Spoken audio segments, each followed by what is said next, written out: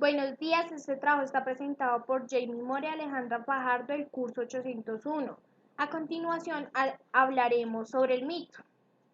Se dice que los mitos forman parte del sistema religioso y de una cultura que los considera como historias verdaderas. Características del mito. Trata de explicar la realidad, son relatos fantásticos, surge de la invención y la imaginación del hombre primitivo. Esta tradicionalista se transmite de generación en generación. Por lo general, narra el origen del hombre, del universo y otros interrogantes. Puede tener tres bases: hecho real, histórico y filosófico. Tiene un sentido simbólico, nace con el advenimiento de un pueblo para explicar su origen, relatan siempre hechos muy antiguos desde los inicios de la vida de un pueblo. Los protagonistas son seres sagrados o dioses, narra siempre hechos relacionados con las divinidades, hablan de los secretos divinos o el poder. Función del mito. Las funciones de los mitos son múltiples, no obstante, en general se puede aceptar tres funciones esenciales: explicativa y significativa y pragmática. La función explicativa se refiere a que los mitos explican, justifican o desarrollan el origen, razón de ser y causa de algún aspecto de la vida social o individual. Por ejemplo, el mito griego que narra cómo se originó el mundo del caos, o el Génesis, que comenta el nacimiento de la mujer de la costilla de un hombre. Tipos de mitos. Mitos cosmogónicos intentan explicar la creación del mundo, son los más universalmente extendidos y de los que existe mayor cantidad. A menudo se refiere, sitúa el origen de la Tierra en un océano primigenio. A veces una raza de gigantes como los titanes desempeña una función determinante en esta creación. En este caso, tales gigantes, que suelen ser semidioses, constituyen la primera población de la Tierra. Mitos teogónicos relatan el origen de los dioses. Por ejemplo, Atenea surge armada de la cabeza de Zeus. Mitos antropogénicos narran la aparición del ser humano, pueden ser creados a partir de cualquier materia viva. Mitos etiológicos explica el origen de los seres, las cosas, las técnicas y las instituciones. Mitos morales explican la existencia del bien y del mal. Mitos fundacionales cuentan cómo se fundaron las ciudades por voluntad de Dios.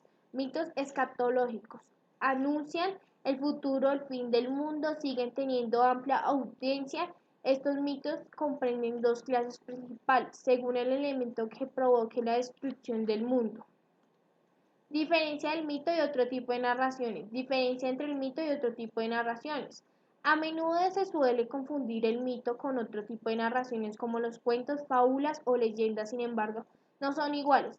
Hay varias diferencias entre el mito y el cuento popular. Mientras que los cuentos se presentan como ficciones, los mitos se plantean como historias verdaderas. Varía también la función. El mito es esencialmente etiológico, aclara cómo se llegó a una determinada situación por el mar, es salado o el hombre es mortal. Por ejemplo, mientras el cuento popular transmite valores: más vale maña que fuerza, el bien siempre es su recompensa, el impostor siempre es descubierto. Además, la trama de los cuentos suele ser sencilla, mientras que los mitos forman parte de un entramado complejo, en el que cada historia está relacionada con los demás por la recurrencia de personajes y lugares. Así, por ejemplo, la historia de Jasón está relacionada con los mitos sobre Heracles, al ser este uno de los argonautas. Las fábulas se diferencian de los mitos por los personajes.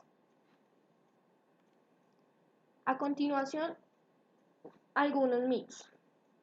Macunaíma. Aquella tarde parisiencia de octubre llovía y llovía, como si el cielo llorara alguna gran tristeza, y no era para menos. Los hombres furiosos se destripaban unos a otros en lares cercanos, hacían llover fuego del cielo y dejaban a sus hermanos sin respiro. Lo curioso era la misma tierra los había acunado, se habían nutrido de los mismos alimentos. Pachacutec. Decían los antepasados que en aquel entonces trasegaban la selva amazónica y los alrededores de la cordillera tres hermanos divinos, Macunaíma, Manapé y Aigé. El menor era el creador de todas las cosas, son poderes para transformar hombres en animales. El gran festín del cóndor de los Andes. Las aves estaban alborotadas, recién determina la creación desconcertada, no sabían qué camino tomar. Las gallinetas, las garzas, las perdices y las paujas permanecieron en tierra caminando con sus palmas abiertas, picotearon la hierba, exploraron los alrededores y ensayaron las alas para volar corto. Fura y Tena se habían sido escogidos por el dios Borbur para probar las tierras de los musos con el privilegio de la juventud y la felicidad. Mientras se fueran fieles embriagados de dicha paseaban por montañas y llanos juntos por las mañanas tan pronto como empezaba a clarear entre las arboledas. Bajaban al río y tocó a zambullirse, pues el baño diario se les volvió un rito tan importante como comer y dormir. Eso es todo, muchas gracias.